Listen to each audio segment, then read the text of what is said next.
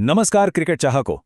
આજના આ ખાસ વિશ્લેષણમાં સીધી જ વાત કરીએ એક એવા ઐતિહાસિક ડ્રામા વિશે જેણે આઈપીએલ 2026ની સિઝનમાં ભારે હલચલ મચાવી દીધી છે.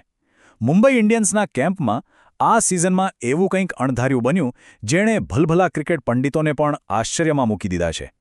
તો ચાલો કોઈપણ જાતના વિલંબ વિના આ રોમાંચક અને થોડા અજીબ ઘટનાક્રમની અંદર ઊંડા ઉતરીએ.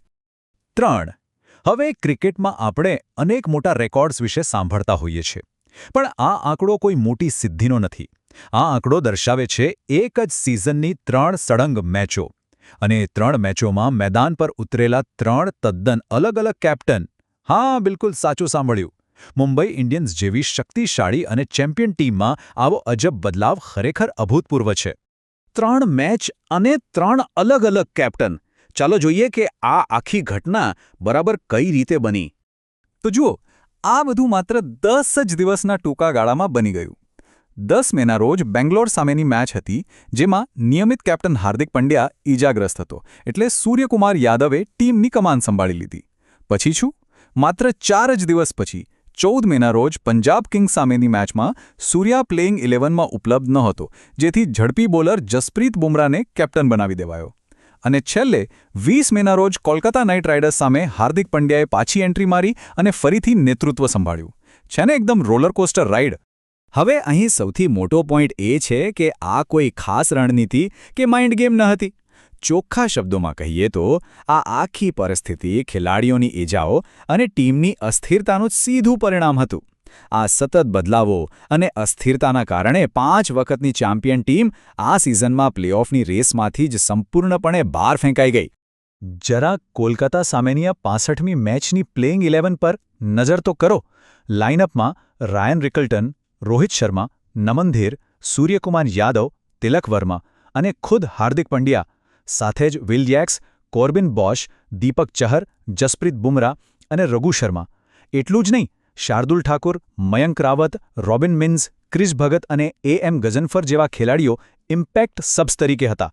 આ લિસ્ટ જોઈને જ ખ્યાલ આવી જાય કે આ કેટલી શાનદાર સ્ટાર સ્ટડેડ લાઇનઅપ છે. પણ વિડંબના જુઓ, આટલી મજબૂત ટીમ હોવા છતાં નેતૃત્વના ડ્રામા અને ઈજાઓના કારણે તેઓ મેદાન પર એક થઈને કંઈ ખાસ જાદુ કરી શક્યા નહીં. હવે આ બધું જોયા પછી મનમાં એક સ્વાભાવિક પ્રશ્ન ચોક્કસ ઉદ્ભવે કે શું આઈપીએલના 19 વર્ષના આટલા લાંબા ઇતિહાસમાં આવો અજબ-ગજબ ઘટનાક્રમ પહેલાં ક્યારે બન્યો છે ખરો? તો ચાલો ફ્લેશબેક 2013માં જઈએ અને આઈપીએલના એ અત્યંત દુર્લભ રેકોર્ડ પર નજર કરીએ. આ સરખામણી ખરેખર મજેદાર છે.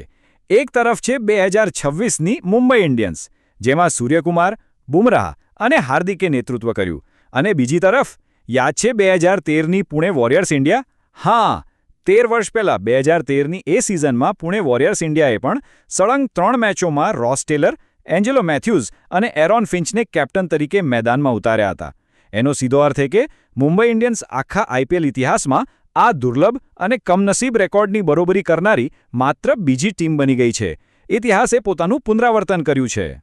ખેર, આ કેપ્ટન્સી ડ્રામામાંથી થોડા બહાર આવીએ અને હવે બીસીસીઆઈ ડોમેસ્ટિક સિઝનના એક બહુ જ મોટા અને મહત્વના અપડેટ તરફ આગળ વધીએ.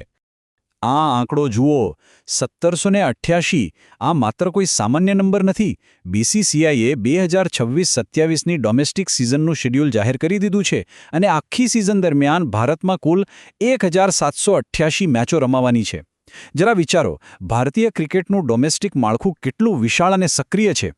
આઈપીએલની આ બધી ચમકદમકથી દૂર ખરેખર તો આ જ એ મેદાનો છે જ્યાંથી ભવિષ્યના હાર્દિક પંડ્યા, સૂર્યકુમાર યાદવ અને જસપ્રીત બુમરાહ તૈયાર થાય છે.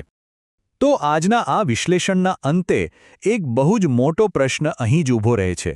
મુંબઈ ઇન્ડિયન્સ માટે આ સિઝન કોઈ ખરાબ સ્વપ્નથી કમ નહોતી. પણ હવે શું? મુંબઈ ઇન્ડિયન્સ આ માળખાકીય અસ્થિરતામાંથી બહાર આવીને આવતા વર્ષે કેવી રીતે બાઉન્સ બેક કરશે? શું ટીમ મેનેજમેન્ટ કોઈ મોટા ફેરફારો લાવશે? આ સવાલ ક્રિકેટ ચાહકો માટે ચોક્કસથી એક મોટી ચર્ચાનો વિષય બની રહેશે.